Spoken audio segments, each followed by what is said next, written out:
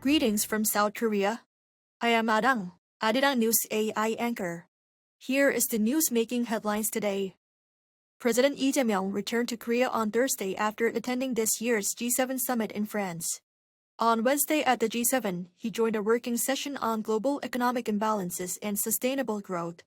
The session was followed by a working lunch where world leaders and tech giants discussed artificial intelligence. Having wrapped up his 10-day trip to Europe, President Lee is expected to shift his focus back to domestic affairs. On Friday, he will chair a meeting with his top aides to review the country's summer emergency preparedness. The United States and Iran have remotely signed a memorandum of understanding aimed at ending the conflict and reopening the Strait of Hormuz.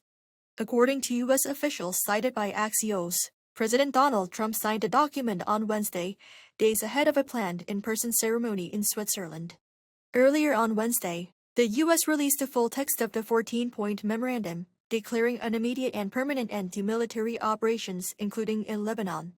The U.S. will begin lifting its maritime blockade immediately, while Iran will work to restore the free movement of commercial vessels through the critical Strait of Hormuz and return shipping levels to normal. The two sides also agreed to a 60-day negotiating period aimed at reaching a broader agreement on Iran's nuclear program. The U.S. Federal Reserve on Wednesday left its benchmark interest rate unchanged at 3.5 to 3.75%, marking its fourth consecutive meeting without a rate move, and its first policy decision under new chair Kevin Warsh.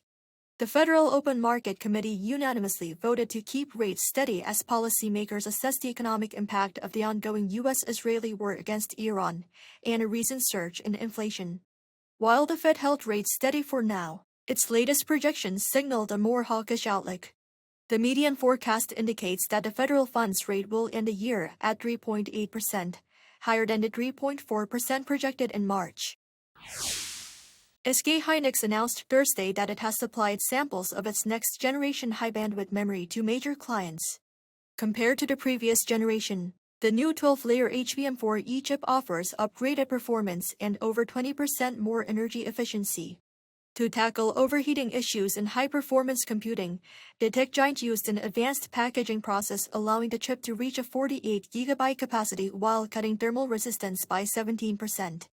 SK hynix's Chief Development Officer An Hyun emphasized that the latest product lays the groundwork to continuously lead AI innovation, adding that the company will solidify its tech leadership as a full-stack AI memory creator. South Africa will be without a key player for the rest of the World Cup group stage as midfielder Zwane has been handed a 3-match suspension after being sent off in South Africa's opening match against Mexico. FIFA announced a ban on Wednesday, citing the serious foul play that led to Zwane's red card. Unless South Africa wins an appeal, he will miss the team's next match against the Czech Republic on June 19th and their final Group A match against South Korea on June 25th. The suspension is a major setback for South Africa as the team pushes for a place in the knockout rounds. That is all from me today. Thank you for watching.